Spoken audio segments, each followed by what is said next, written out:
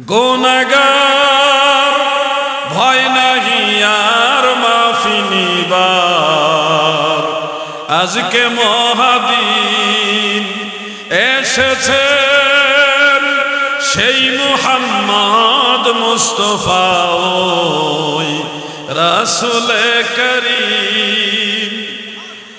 কাঁপিছে লাতমানা তুই কাবা ঘরে, কাঁদিছে শয়তান পালাবে কোন পথে, হায় রশ্মি ভরা আসমান ও জমিন। মানে নবীজি যেদিন দুনিয়াতে আসে সেদিন কাবা ঘরের ভিতরে লাত, মানাত, উজ্জা, হুবল এই নামে অনেক মূর্তি ছিল।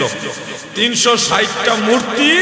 আল্লাহ রসুল যেদিন দুনিয়াতে আসে ওই দিন কাঁপতে কাঁপতে থর থর করে কেঁপে জমিনে উপর হয়ে পড়ে গেছে। সুবহানাল্লাহ। শয়তান সেদিন কাঁদছে, কাঁদতে কাঁদতে ফুফায় ফুফায় দৌড়াইছে, কোথায় গিয়ে সে লুকাবে? যেদিকে যায় সেদিকে নূরের আলো দেখা যায়। সুবহানাল্লাহ। এটা কাজী নজরুল এইভাবে লিখতেছে, কাঁপিছে লাতমানা তুই কাবা ঘরে, কাঁদিছে শয়তান পালাবে কোন পথে, হায় রশ্মি ভরা আসমান ও জমিন।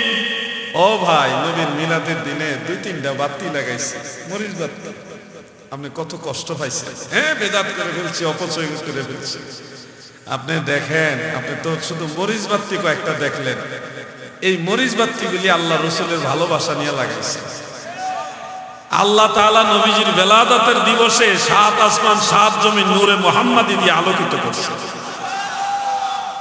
আমার ভাইরা গো, প্রশ্ন একটা আছে, আরো আসুক, আমরা একসাথে সবগুলি নিব।